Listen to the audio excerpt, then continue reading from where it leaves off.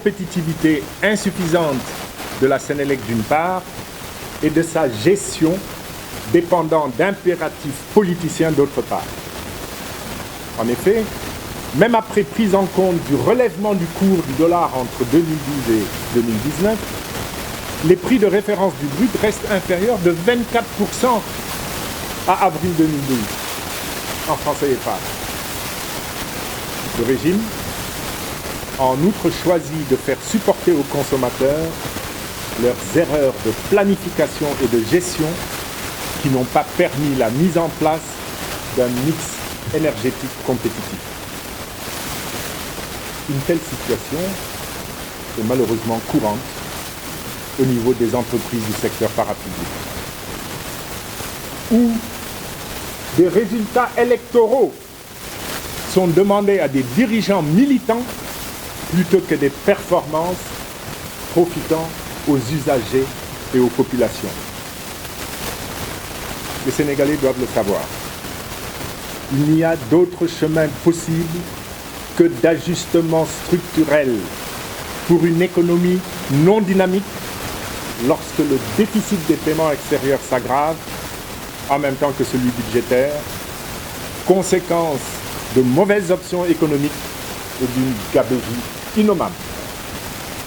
Le temps économique des prochaines années sera lourd, non par la faute d'un environnement extérieur, mais comme conséquence de l'attitude de ceux que nous aurions choisis pour nous diriger.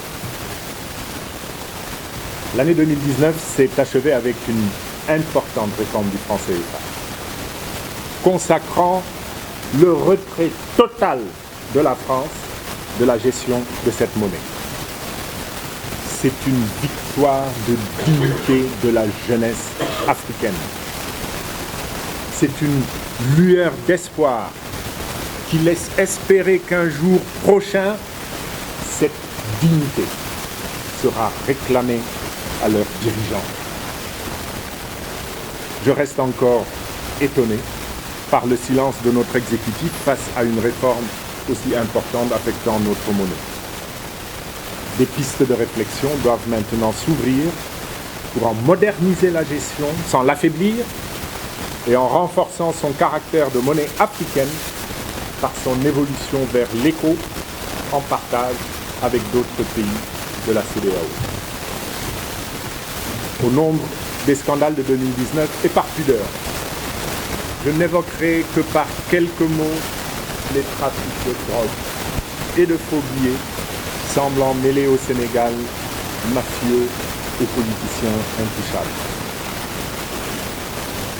Dans le prolongement de la mise en œuvre de la politique d'ajustement structurel, se substituant à une fausse phase 2 du PSE, l'année 2020 sera année de tensions économiques et sociales.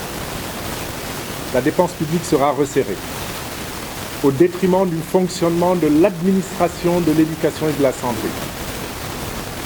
Lorsque le gaspillage en voiture et voyage pourrait être poursuivi, notons-le. La dépense sociale souffrira également des priorités accordées à quelques grands projets à terminer, dont des immeubles administratifs inoccupés. Le pouvoir d'achat des ménages sera pressurisé. Le harcèlement fiscal des entreprises sera renforcé. Il est à cet égard annoncé que le déficit budgétaire devrait, d'après de très curieuses projections, se réduire très rapidement grâce à une pression fiscale augmentant tout de même de 20% en 2 ans. Pour éviter tout débordement face à la montée de la colère sociale, la soft dictature sera habile à restreindre les libertés, parfois en violation de la Constitution, en particulier le droit des manifestations pacifiques dont on craint le succès, comme celle qui a eu lieu le 13 décembre dernier. Pour l'année qui s'ouvre, nous refuserons la sujétion au temps politique que Macky Sall, en bon politicien professionnel, cherche à imposer avec son dialogue national. Nous opterons pour une politique une attitude de sentinelle, poursuivant notre rôle d'éveil des consciences, afin qu'un jour, les Sénégalais connaissent mieux les raisons du non-développement de leur pays et choisissent mieux leurs dirigeants à l'occasion d'élections.